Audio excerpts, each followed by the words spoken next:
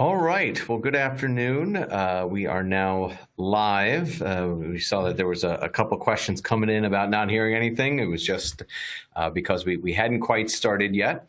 So welcome to our presentation with myself and Doug Owens. It's a joint presentation from Bond, Schoeneck King and Welch Consulting. And as for myself, I'm Mike Billock, a labor and employment attorney up here in beautiful upstate New York, where it is, I was going to say cold. It's not that cold at the moment right now, but here in Saratoga Springs. And I've been doing labor and employment law for many years and advising employers in how to comply with all the rules and regulations that the state and federal government keep throwing out there, and actions brought against the company, defending them in that regard. So I'm going to kick off the presentation with my half of the slides, and I'll hand it over to Doug, at which point he'll introduce himself and do his part of the presentation. We figured it was a good combination of both knowing the legal requirements and then with Welch Consulting, which is very highly regarded in terms of doing some sort of an internal audit and finding out how to comply with those legal requirements, which Welch is excellent at. So with that, we'll go ahead and get started. An ounce of prevention, and you see our names there on the screen. So we're going to start by talking about New York's equal pay law, and then we'll continue on to call-in pay regulations and a couple of other things, trying to cram as much as we can into this hour while everybody's eating at their desks, getting information from the fire hose. So this is one of those things that was passed, I won't quite say under the radar. It did get a fair amount of press when it happened, but at the same time, I think a lot of employers are kind of unaware of the requirements of the Women's Equality Act. There was a lot of press when it happened, and this was a series of acts. It was actually a series of 10 different bills, and one of the bills that got the most press coverage was a bill dealing with abortion services, and not necessarily those dealing with labor and employment, so that when the entire Women's Equality Act passed, some of these other provisions that were not as didn't generate as many headlines, so some employers are unaware of them. So one of the aspects of the Women's Equality Act in terms of pay equity, the goal of this is to try to get women to be paid as much as men for doing the same job. Obviously, various studies have been done regarding pay equity and women being paid less for performing the same job services as men. And this law aims to change that. And one of the ways that it changes that is changing the same establishment limitation. The way that the state law worked previously was that a pay equity only applied to the same establishment, the exact same location where an employer was, because it's very difficult to compare somebody working, say, in Albany versus somebody working in Troy versus somebody working in New York City. They're different markets, different locations. Well, to remedy that and to understand that sometimes you do have areas where pay is similar, same establishment is now a geographic region. And can be no larger than a county, so it is fluid, but it's the same region. So, for example, you have somebody that's working in Albany and somebody else performing the exact same job in the same county in another large area in Colony. For those of you that are unfamiliar with the Albany area, which I'm at, they're close by, they're close to each other, they're in the same county. Those would be counted in the same region. Those people, if they're performing the same job, should be making the same pay, subject to the exceptions that we'll be talking about, the justifications, which pursuant to the Women's Equality Act were restricted. And we'll talk about how those are restricted and how to make sure that if you do have a pay differential for two people doing the same work, whether that's justifiable or not. One of the other aspects was that it prohibits retaliation for discussing or inquiring about pay with coworkers. Now, one of the aspects about that, which was not previously known in New York and elsewhere in the country, is that under the National Labor Relations Act, you can't, even in a non-union workplace, from discussing their terms and conditions of employment. And when I say non-union employees, we're talking about non-supervisory employees, because the National Labor Relations Act only applies to non-supervised. Well, this state law applies to everybody, supervisors and non-supervisors. So now in New York State, you cannot generally prevent employees from discussing their pay, inquiring about their pay with coworkers, with some exceptions. And specifically, if you've got somebody in human resources, they've got access to everybody's pay, you do have that interest in keeping that information confidential and not having that person disclosing everybody's pay to everybody else. In terms of who can enforce this, it can be the New York State Department of Labor Commissioner, or a case can be brought in New York State Supreme Court, the trial court. New York is a fun state in terms of there is a 6-year statute of limitations, so it goes back quite a ways in terms of pay equity, which means that when a case is brought, it can result in a high amount of damages going back 6 years for just one employee. And then if we're talking about some sort of a class action for multiple employees, that adds up quickly. As speaking of adding up quickly, the recovery, liquidated damages, and liquidated damages is basically an additional penalty against an employer if it's found that the employer was willfully violating the Women's Equality Act and willfully paying a woman or women less than equivalent pay to men. It's not just those wages, then it's called treble or triple damages. 3 times that amount that's awarded can be given to that employee basically as a penalty, as well as attorney's fees. So if you're dealing with a pay differential of, let's say, $20,000 per year, for the past 6 years, we're talking $120,000, and then liquidated damages of another $360,000 on top of that, so we're at $480,000. On top of attorney's fees, assume that's another $100,000, $120,000. We're talking $600,000 for one employee for a $20,000 wage differential, and if you've got additional employees, obviously that amount adds up incredibly quickly.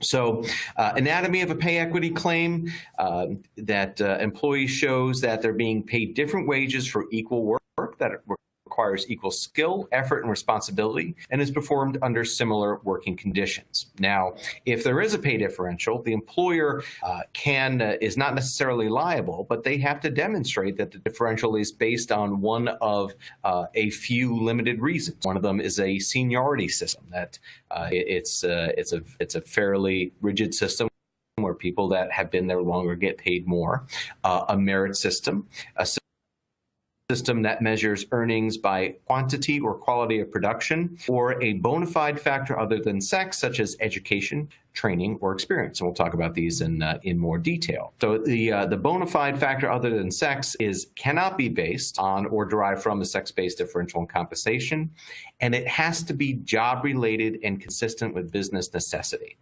Well, of course, what the heck does that mean, right? It's one of those magic legal phrases. And we get into the question as to seniority system, what is that? A merit system, what is that? And what evidence do you need?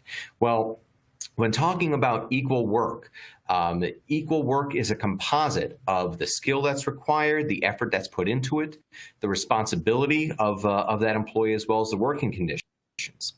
And really, we get into this a lot with our clients. Focus on the work that is done and not necessarily the job title. Now, ideally, the work that is done mirrors up very well with the job description, and the job description very accurately describes the work. We don't see that very often. We see that sometimes, but sometimes what the work that is performed is different than what's in the job description. And so while the job description can be helpful, and you want to amend your job descriptions and review your job descriptions, make sure they are as specific to the work being performed. To the extent there's a difference, the focus is going to be on the work, not on the job description. And so comparisons can involve people doing the same work that are in different job titles, different functions, and again, and even in different locations, so long as they are in the same geographic region. So, and in terms of a bona fide factor other than sex, one can be education. You've got somebody, and it is your burden to prove this. So it needs to be objective evidence. Education would be one person having a bachelor's degree versus the other person having a master's degree. Training, one person having a particular certification versus another person having a different or more certifications. Experience, again, somebody having 10 years of experience versus somebody having 5 years of experience. But remember that the factor has to be job-related and consistent with business necessity. Business necessity is a phrase you may have heard before if you're in the human resources world, because that's something that we deal with, especially when it comes with discrimination and accommodations, is that there has to be an overriding legitimate business purpose. If you are going to get it slightly off topic for a second, if you're going to do a medical test for an employee, a current employee, you have to have a business necessity for it. It's a rather high bar, as we like to say in the legal world, and it's a high bar here to show that if you've got that bona fide factor other than sex, it's a business necessity. It has an overriding legitimate purpose, and that factor won't be allowed if there is an alternative employment practice that would serve the same business purpose without having that wage differential. Basically, if there's anything else that would serve that purpose other than paying somebody $10,000 or $15,000 more, then you're going to lose that case. So the question really arises when you have that wage disparity: how can you explain it? How will you explain it? And what objective evidence do you have? How do you prove that you have a seniority system? How do you prove that you have a merit system? How do you prove that the work that one person does, the higher paid person does over another, is of higher quality or of higher quantity? You know, we talked about education and training before. And when it comes down to it, and Doug's going to talk about this at greater length, you need that documentation. In human resources, for real estate professionals, it's location, location, location. For human resources professionals, it's document, document, document. If you can't show those documents to the EEOC, to the New York State Division of Human Rights, you've basically, I won't say you've lost your case there, but it's a lot harder to prove because you're facing an uphill battle, especially when the burden is on you to prove it. And you want to have those documentations of the system that you have, or if you don't have that system and you're relying on those one-offs or a particular employee, that you can show one employee has more training than another. They have more skills than another. They are putting in more time than the other employee, and things of that nature. So speaking of prior compensation, prior salary shall not by itself justify any disparity in compensation. You could make the argument to say, look, yes, we're paying this man more than this woman, but when he came in, he was making more from his previous employer. And in order to get him in the door, it's a tough market, we had to pay him $5,000 more, $10,000 more. It wasn't a gender reason, it was just simply a market-based reason. Well, previous pay shall apply only if you can demonstrate as an employer that the factor is not based on or derived from a sex-based differential in compensation. It's related with respect to position in question and is consistent with business necessity. So how are you going to prove that? How are you going to prove that the reason you gave this man more money because he was paid more money beforehand, how are you going to prove that him being paid more money beforehand was not based on a sex-based differential reason in terms of his previous salary history? And that's frankly one reason why cities and counties, such as New York City and Albany County, this happened or started just a few months ago, now prohibit employers from asking applicants about their previous salary history. It's now not legal in New York City during the initial interviews, and in Albany County, unless and until you've given an offer to an employee. Once you've given that offer, why you would want to ask for previous salary history is an open question. But you can't do that if you are an Albany County employer. You can't ask the person for their salary history or go out and reach out to their previous employers and ask what they paid that employee. And this is the reason why, because they don't want to have a situation where you've got two people that are equally qualified. A man is paid more than the woman, and the reason the man's paid more than the woman was because there were previous instances where he got more raises or was in the workforce longer, got more raises, and the woman was not getting those raises, even though they're equally qualified. So in terms of your immediate to-dos, have somebody in your organization that's in charge of this. In my biography, if you read it, I used to be a Navy submariner. And the man who built the nuclear navy, Admiral Rickover, used to say, if you can't point to a person when something goes wrong in terms of that person being responsible, if you can't point to a single person, then nobody was responsible. You need to have somebody in your organization that is educated on pay equity. Update your discrimination, retaliation, investigation policies. We're also seeing a lot of questions regarding discrimination and requests for training in the shadow of what's been happening with Harvey Weinstein and the Me Too movement, and that's another reason to do that as well. Train HR and your hiring managers to document pay equity compliant decisions for pay reasons.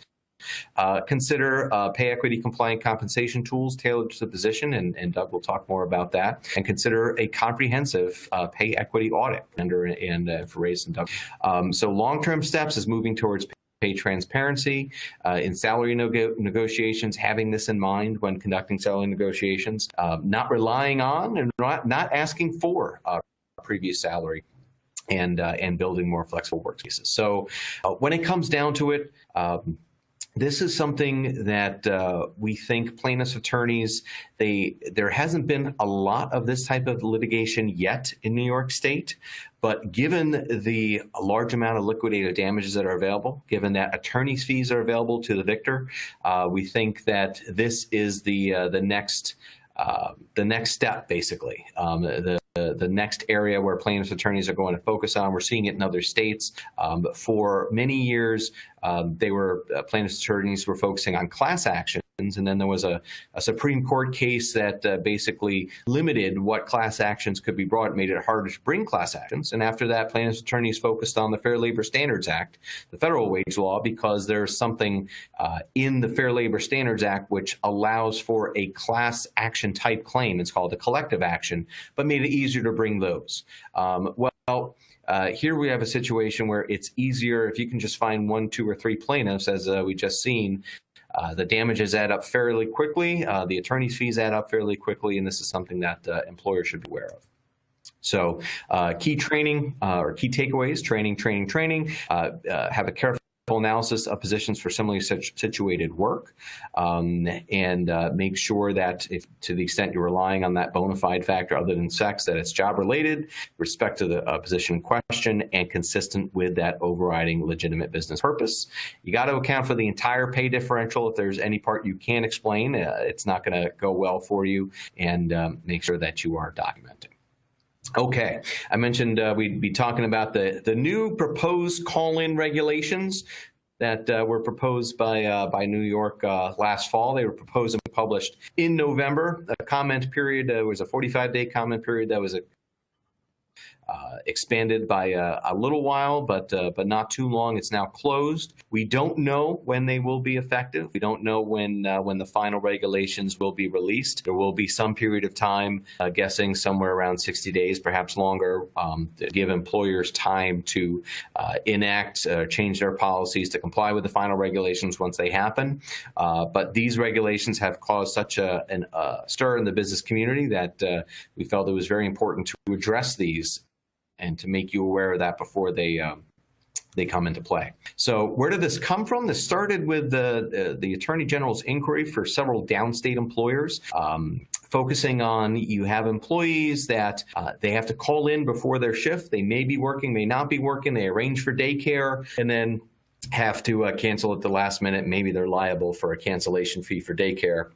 And so this was something that came to the Attorney General's attention, wrote a letter to several companies, and it basically snowballed from there into public hearings and then the draft regulations being published. So who is impacted? We've got private sector, for-profit, and nonprofit entities that are covered under the miscellaneous industries wage order. So it will reach a broad spectrum of employers. For the time being, it is just the miscellaneous industries wage order. It doesn't cover the hospitality industry wage order, but remains to be seen whether that could be impacted by the final rule as well. So what's currently required under the current call-in pay regulation? For a non-exempt employee that reports to work on a given day, they're entitled to call-in pay equal to the lesser of 4 hours of pay or pay for the number of hours in their regularly scheduled shift at the state minimum wage rate. So what does that mean in English? You've got somebody that they're called in for an hour of work. They have to be paid for at least 4 hours at the minimum wage or their shift, whichever is less. So if they're working an 8-hour shift, they got called in for only an hour, they need to be paid 4 hours at the minimum wage. If their shift is generally only 2 or 3 hours, then they need to be paid for that shift time for 2 or 3 hours and not just at the minimum wage and not just for the 1 hour. Now, the New York State Department of Labor has an interpretation that says this is calculated on a weekly basis. So what the New York State Department of Labor wants to have is employees that are paid on a weekly basis for at least the minimum wage for all hours that are due. So let's say that you have an employee that works for 30 hours that week. A New York State Department of Labor says we want that person to be paid for 30 hours plus any call-in pay hours that they're due. For example, if let's say one day they were called in, they need to be paid for an additional 4 hours. So the employee should receive at least 34 hours at the minimum wage. Now, if you're paying the employee $15, $20 an hour, they're getting at least that much. And so you don't have to pay them any more than what you're already paying them if they're making enough to basically offset what they would need to receive for call-in pay at the minimum wage. That's what's currently required. Let's see what the new rule is being proposed.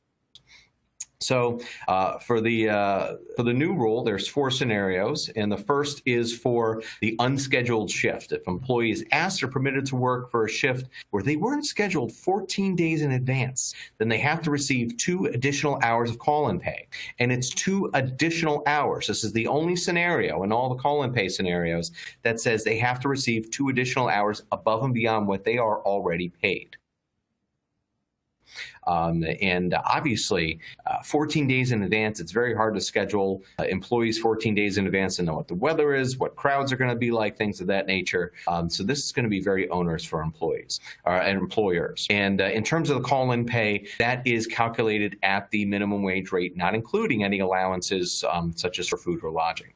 So let's say that you call off an employee from a shift. Their shift is canceled within 72 hours of the shift start time, then they have to receive at least 4 hours of call-in pay for that day. Now, if they're not working or for that shift, they're not working that shift, that's pretty much going to be 4 hours at the minimum wage.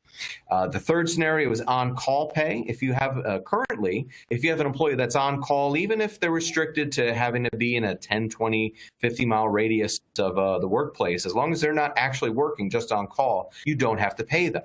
Under the proposed regulation, you will. If an employee is required to be available to report to work for any shift, then they have to receive at least 4 hours of call-in pay for that day. And finally, if they have to call for a schedule, my daughter works for a local ice cream shop, and they have what's called a star shift where if they find out, hey, it's a Friday or Saturday night, there might be a lot of people buying ice cream, so you call the manager an hour beforehand, do you need me, do you not need me? That's this type of situation. Employees required to be in contact 72 hours at the start of the shift to confirm whether to report. Again, they've got to receive at least 4 hours of call-in pay. So we are basically going to see a lot of employers get away from that, because if they say, nope, you don't need to come in, that employee is still going to have to get 4 hours at the minimum wage.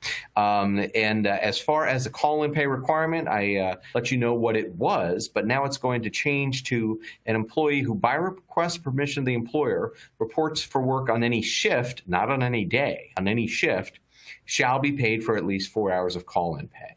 So there's a question with it changing from day to shift. If you've got an employee that they're called in for work on a shift, they go home and they're called in again, are they going to have to be paid call-in pay twice for that day? That's an open question. So payments for their actual time will be paid at their regular rate or overtime rate less applicable allowances. As mentioned before, the call-in pay is at the state minimum wage rate. In certain circumstances, the call-in pay can be reduced if they normally work a shift of less than 4 hours, and some other requirements are met.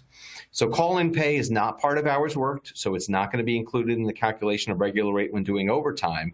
However, in the wage order, it said it shall not be offset by the required use of leave time or by payments in excess of those required under the wage order. So you've got somebody that works, in the example I used before, somebody who was working 30 hours a week, and they're subject to call-in pay. So they should be paid at least 34 hours at the minimum wage. If they're paid more than that, or if they're paid at least that because they're being paid $15, $20 an hour, under the current regulations, that's fine. You don't have to pay them more. The Department of Labor here is saying, no, it's not going to be offset. You will have to pay them an additional 4 hours at the minimum wage for that day. It won't be offset by the fact that you pay them in excess of the minimum wage. So there are some exceptions under the proposed rules. Employees who are exempt under the wage order, employees that are covered by a labor contract that expressly provides for call-in pay, but there's not a lot of detail for that. In the 4 new scenarios, not somebody just getting called in for the shift, if an employee works where their weekly wages exceed 40 times the state minimum wage, but it does not apply to the traditional call-in scenario where somebody's simply called in to work. In the unscheduled shift scenario, a new employee during their first 2 weeks is accepted out. In the unscheduled shift scenario, a regularly scheduled employee who volunteers to cover somebody's shift within their first 2 weeks, or a shift scheduled for another worker 14 days in advance. Or in a canceled shift scenario, any act of God or other cause not within the employer's control. However, speaking of acts of God or cause not within the employer's control, I mentioned before, my daughter works for an ice cream shop, and we can't predict the weather. Weather, rain, cold, those aren't acts of God. I know that the car wash industry is very upset about this because they are very weather dependent. Ice cream, any weather dependent industry, which many are very concerned about this because even 3 days out, 72 hours in advance, the weather is not exactly predictable. So, which leaves a lot of open unanswered questions in terms of the labor contract exemption. Does that have to be the same as or different than call-in pay? The offsets, to the extent that will any be allowed under the proposed rule, they won't. On-call and reporting to work pay. If somebody's on call and then they report to work, are they subject to getting call-in pay twice? What is a shift? I mentioned before about the scenario where can somebody get call-in pay twice for coming in, having to be called in twice. An employee volunteering to cover a shift is one of the exceptions, but what does it mean to volunteer? What documentation would you have to have in order to demonstrate that employee is volunteering? And how do you prove that you've given notice to an employee of their schedule 14 days in advance? Is it enough to just have it posted at the work site? Do you have to call the employee? Do you have to email the employee? How will that work? So, basically now just keep an eye on this, review the potential impact on your operations. Remember that if you're going to call somebody in for a respective shift that wasn't scheduled 14 days in advance, under the regulations, that's 2 hours of additional pay. And you can go to our website or go to our blog for further developments.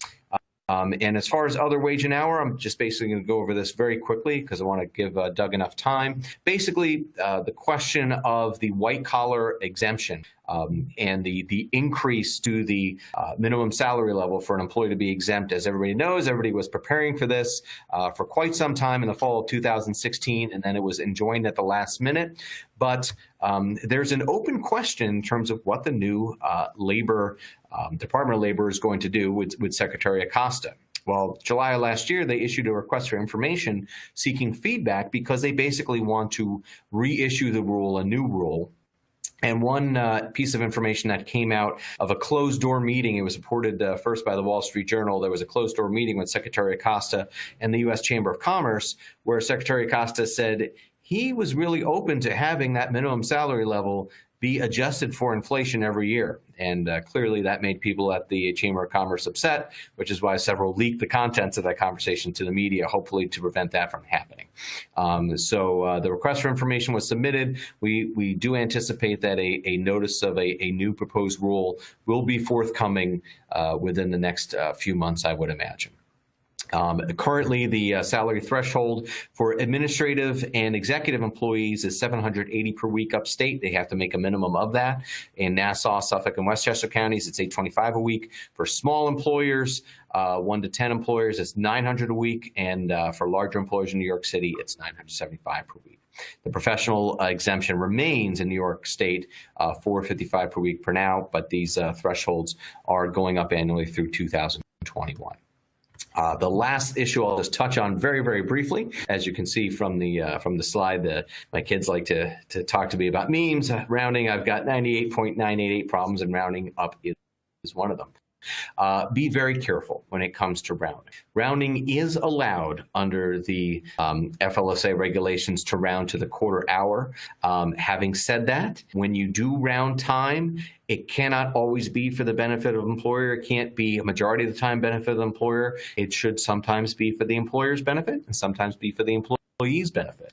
And if we generally recommend going to a minute-to-minute punch system to the extent that you can't or don't for your rounding, use a small time increment, and please make sure that that your rounding benefits employees sometimes, benefits the employer sometimes.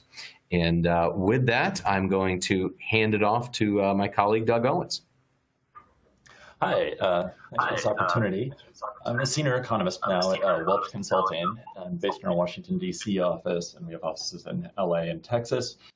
And we got our start over 40 years ago providing expert testimony in employment discrimination cases regarding pay issues. And ever since, we've been providing expert testimony and consulting help, including audits regarding wage and hour issues, as well as employment issues and discrimination in pay or other employment actions like hiring and promotions and terminations and disciplinary actions. So we study all these things and try to bring our view into the data to help you. And so what can we do here with company maintained data to verify policy compliance? That's what we're going to talk about today. So these are all data elements that pretty much the companies have on hand already in HR databases or payroll databases, things that we can look at that you have. And what are we going to do with this stuff? We having trouble getting this to advance.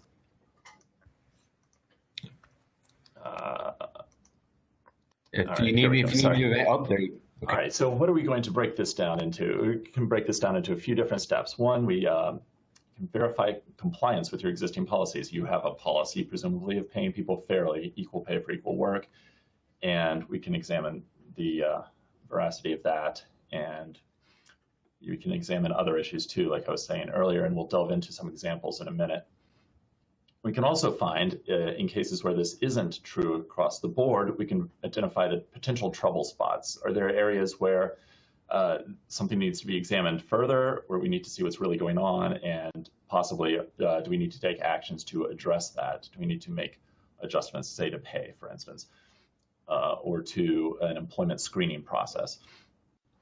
And finally, we can also use data to get prepared in advance of investigations from a regulatory body or from litigation, whether it's a class action or a collective action.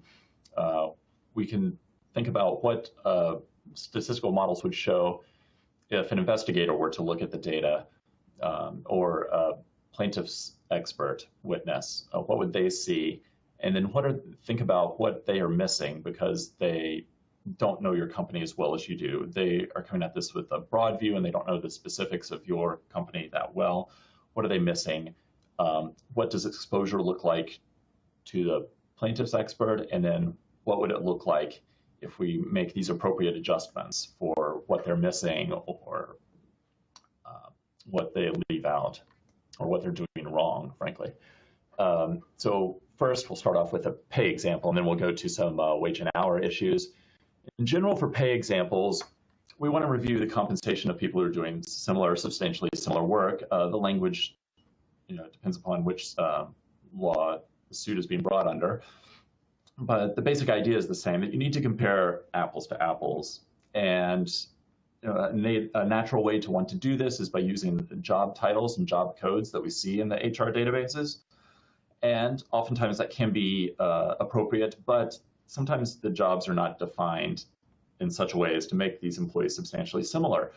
And we see that errors going in both directions. I've done work for financial conglomerates where there are thousands of people with the title of vice president, and that's just way too broad. These people are doing very different things, and looking at them as if they were similar is really not something you want to be doing.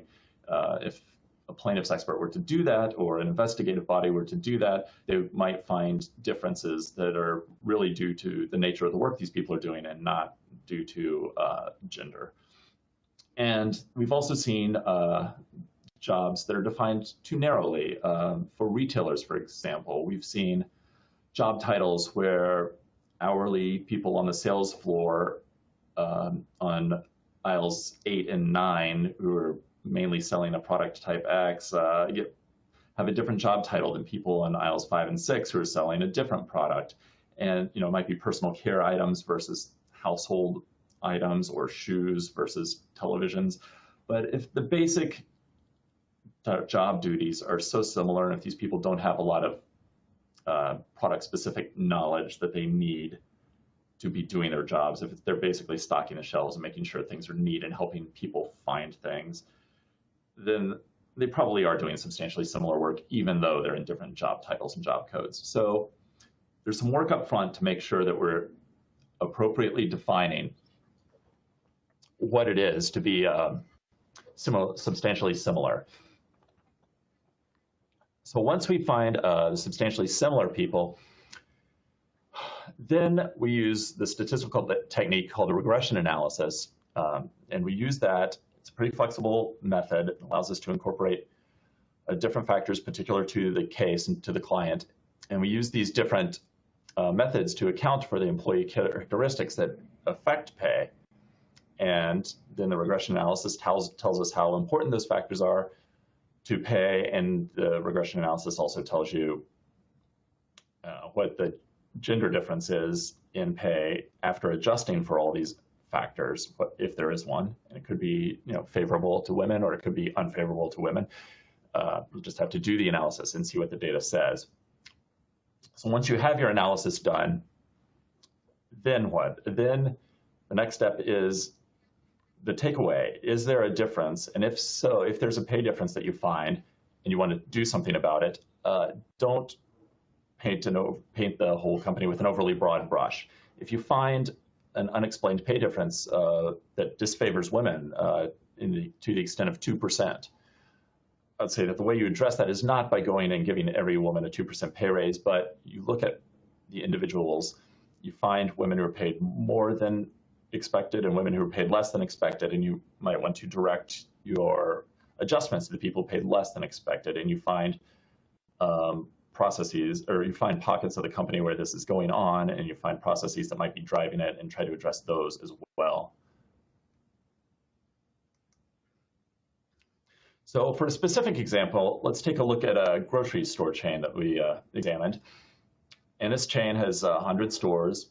Half of them, just by way of background, half of them operate round the clock, 24 hours, and half of them close overnight. And the company wanted us to examine the pay of assistant managers at the store chain. And the assistant managers are found in 3 actual different job titles. They're assistant managers in the grocery section that handles the canned goods and everything that's in that section of the store. The produce assistant managers that work in the fresh food section, and we have some front-end assistant managers as well. And so the way we approach this is typically we get data from the HR system that the company runs that has basic information on the pay of all the men and women in this position. We know their job titles. We know when they were hired, how long they've been in the job, which location they work in, and information about that location. Was it a 24-hour store or not? And a bunch of other measures that we'll want to bring to bear in the analysis.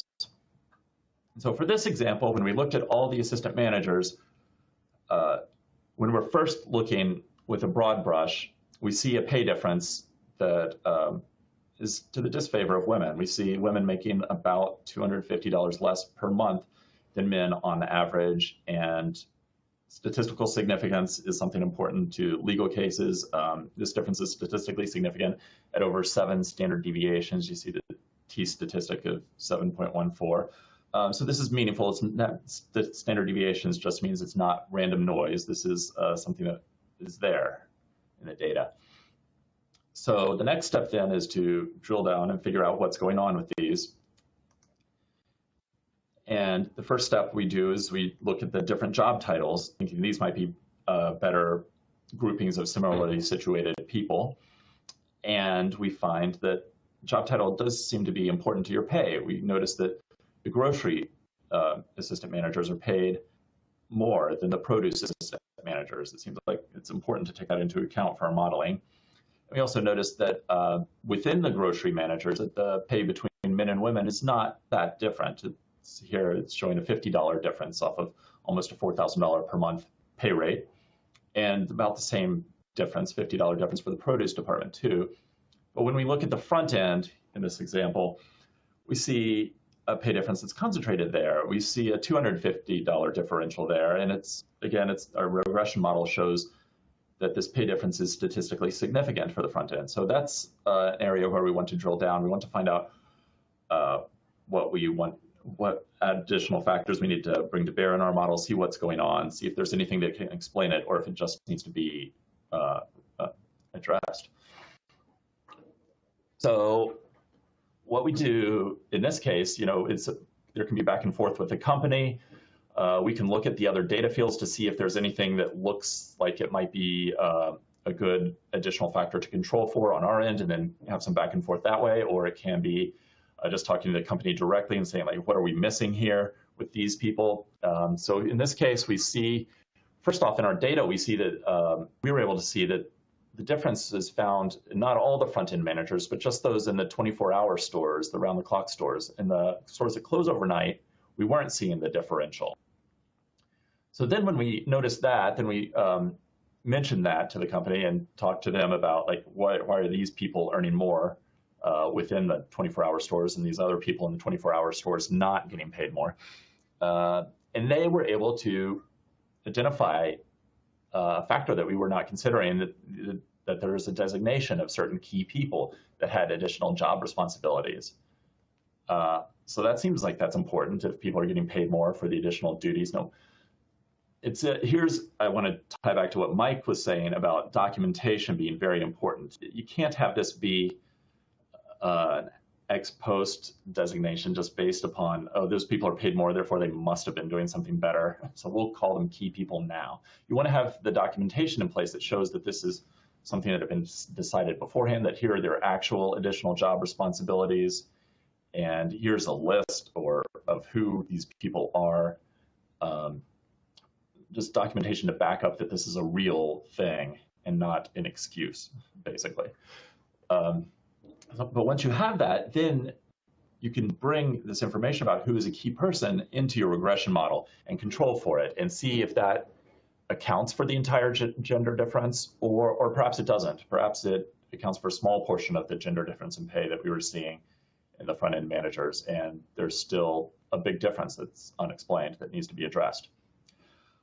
And so finally, before we go to our full regression model, I want to mention that there was also a decision that years of service were important in this position in this grocery chain, that for the front-end managers, the people who'd been around longer were more reliable and just more trustworthy, and for all the reasons that experience might be a beneficial thing to have.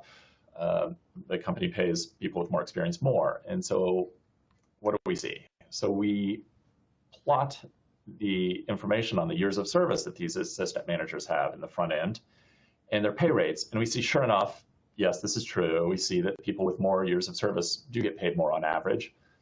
And then when we do a regression model of this, a regression model tells us on average how much this is worth. An extra year of service will get you a certain amount of extra pay. and it's not a perfect prediction of everybody's pay. There are people who are paid more than expected based upon their years of service, and people are underpaid based on their years of service. And presumably some of this could be modeled with other additional factors. But this provides us, on average, how much a year of service is worth to these employees. And it also, the regression model also tells us what a normal range of variation is based upon our data. It says, we see this much variation in pay given all the factors that we've controlled for. So these people are paid reasonably close to the expectation if they're close to the line and inside the bounds here. And that also helps us identify what's known as outliers, people who are paid a substantially different amount than we would expect, people who are far outside the bounds. In this example, we have 2 men with fewer years of service who are paid more than expected based on this regression model, and a woman with a medium amount of years of service who's paid less than expected. So what do we do? So with outliers, you can use those to identify people to follow up on, to see what you're missing there. What is your model missing for those people? Is there an additional factor that you need to bring into your basic regression model, an additional explanatory reason? And here, this is a regression line that just shows years of service as the sole factor. So those 2 men who appear to be overpaid were actually like key persons. They have the key persons designation. So if we bring everything together now and we put it all in our regression model for our front-end managers, and we're controlling for which front-end managers work in a 24-hour store and which ones work in a store that's closed overnight, and which ones are key persons and which ones are not key persons, put it all together.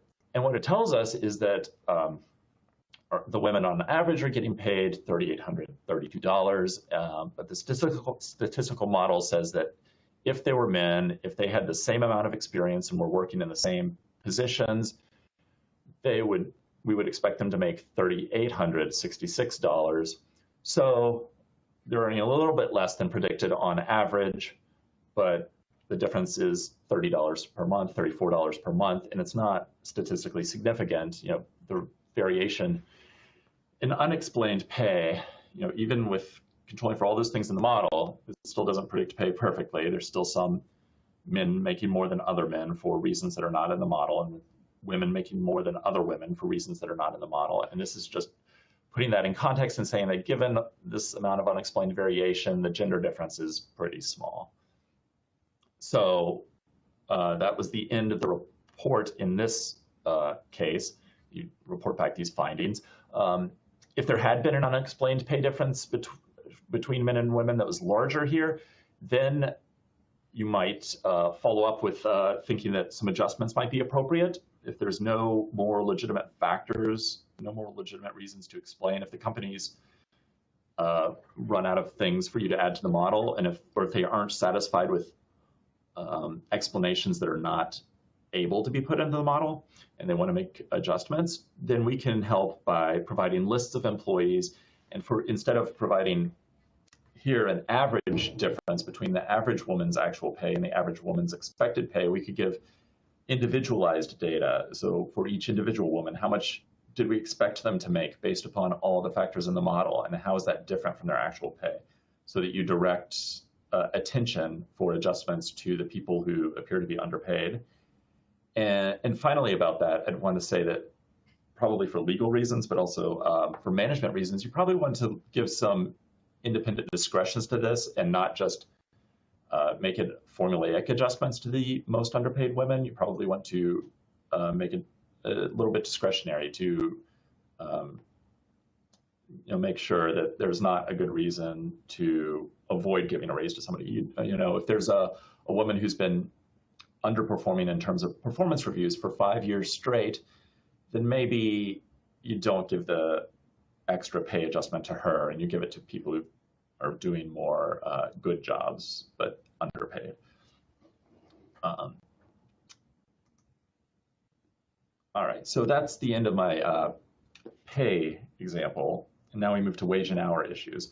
What can we do here with your internal data that you maintain to examine compliance with wage and hour issues? And again, we have rounding, Mike talked about a little bit. We have adjustments to time worked, and we have meal breaks, and those two get tied into sort of the same example. So first off, internal compliance. What do we want to do here? Let's say that a company has a policy, of course, of paying time and a half hourly wages for hours worked over 40. You have to do that by the law, but it's the policy too, and we want to examine compliance with that. And suppose there's also a policy that managers are supposed to not give a lot of overtime hours. They're supposed to reduce the amount of overtime paid by scheduling people appropriately to minimize it. And that's, you have budget constraints and so on and so forth. There are good reasons to minimize your overtime payments. And in practice, the managers review the weekly time punches and then edit those before they get passed on to the payroll system. So maybe this provides a gap that we want to look at. So we looked at this for a chain of stores, this chain at 1,100 stores. Some of them were in New York, some were not. Managers, like I was saying, they review the raw time punch records and potentially edit them before they get sent to the payroll system. And then compensation gets paid out through payroll. So what do we have? We had over 2 million time punch records. There are a lot of employees across this chain, and it's covered 3 years of punching in and out. And then we also had information not just on the raw punches that the employees made, but also on the edits that the managers made. And that's key to what we did here, is being able to have both pieces of information and not just the post-edit records. So what we did was want to examine, like, are these edits the managers making valid? Are they making reasonable changes, or are they shaving time off of employees' time cards in order to meet their goals for how much overtime they should have per week in their store? So how do you know that? You see some shifts being edited and you see some not. How do you know if it's a lot or not? Well, here we divided it up by store to see what the variation was like. And we see that for a majority of stores, there's very little shifts being edited such that the total time worked is reduced. It's like 1 or 2% for all these stores. And then there are a couple stores, there are 3 stores where the time is off the charts, frankly. So, 40% or more of the shifts are having edits done to them to reduce the time worked. Those seem like stores that would warrant more investigation. So we'll put those off for the moment, saying that those will be investigated a little bit, see what's going on there. But then what about these spikes in the middle? Are those something to be concerned about? These stores like store 61 or store 71 that look to have spikes of almost 10% of the time records are being edited to reduce the time worked. Is that something to be concerned about or not? Because 10% is a lot more than 1%. So here we've looked at a plot of 6 of those stores that kind of fell into this middling range. And so what we plotted is this horizontal dashed line is a measure of 2 standard deviations. It's a rule of thumb of, like, is something greater than the normal amount of variation that's seen. And so all these stores had a total number of time edits that's well above the 2 standard deviation threshold for what an average store sees. So we broke that down into, how is time getting reduced in these stores? Is time getting reduced for a worker because a manager is inserting a meal break in a long shift that didn't have a meal break? Or is time getting reduced because the manager is reducing the shift length, either by moving forward the time clocked in or moving back the time clocked out? And so we broke that up into these 2 different possibilities, and that's shown in the 2 different colors of each of the bars, with the orange bar being the inserted meal break and the blue bar being the shift length has been edited by changing the clock in time or clock out time.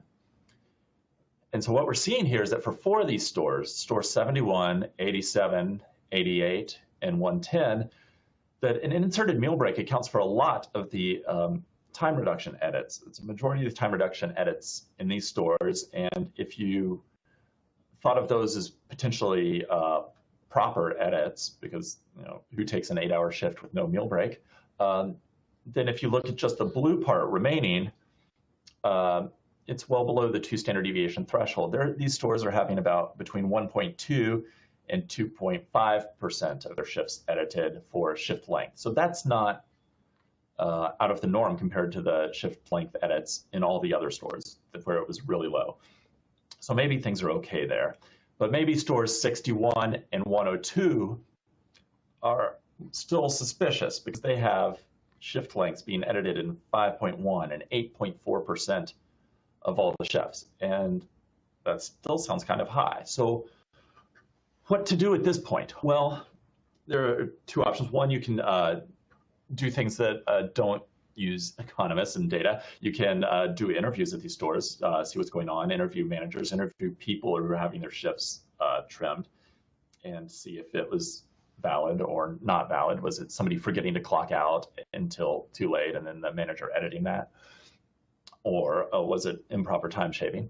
Or the other thing is you can look to further data sources. And this has been something that's been very useful for us. We've done this in a number of cases where we're able to get data from either cash registers for jobs that involve register punches, or we've been able to look at door swipes. If you use a badge to swipe in and out of an office suite or part of a building, or parking garage entrance and exit times, or for desk jobs where people have computers, for computer usage records. So if a manager, say, has reduced a punch-out time from 4:15 for an employee to 3:55, we can look at these other data sources and say, is there any evidence that the person was working between 3:55 and 4:15? Was this person ringing up sales on the register? Was this person logged into their computer taking calls in the call center? Were they leaving the parking garage at 4:05, or were they leaving the parking garage at 4:20? So these are the kind of other data sources that we can bring to bear to see if the compliance with policy is that these people are making appropriate time edits or if they're making inappropriate time edits. So I'll just wrap up real quickly with my final example of the rounding of what we can do with wage and hour issues. With rounding, like Mike spoke about this, some companies have traditionally rounded the start of the shift to the nearest quarter hour. So if you clock in early, you're kind of working without getting paid. And if you clock in late, you're getting paid without working. And then they can also round the end of the shift the same way, so that if you clock out late, you're working without getting paid. And if you clock out early, you're getting paid without working. And typically what we see in these cases is that, due to social pressures, people tend to clock in a little bit more early than a little bit late. They don't want to be seen as a slacker, or there's management pressure to not be late. So we see a little bit more clocking in early than clocking in late. So in this situation, we saw from an employer that on net, because people clocked in early, they lost 350,000 minutes right there of pay. They were clocked in and working without getting paid for it. And at the end of the shift, it went the other way. They were on average a little bit more likely to clock out late than they were to clock out early. So again, more minutes were being worked without getting paid, another 360,000. So, over 700,000 minutes that this system of rounding each end was costing the employees, versus if the employer had just measured the entire shift length minute to minute and then rounded the entire shift length to the nearest 15 minutes, it would have been much more balanced like this. You see the distribution is very symmetric, with the green bars as high as the red bars. And in fact, it would have benefited the employees by 67,000 minutes, so a little bit, but not too much. So those are some examples of how we bring data analysis to bear by looking at individualized irregularities in specific parts of a company, and what we can do to bring different data sources to bear, data that already is living at the company. So with that, I'll toss it back to Mike and see if there are follow-up comments and questions that we need to address in our minutes remaining.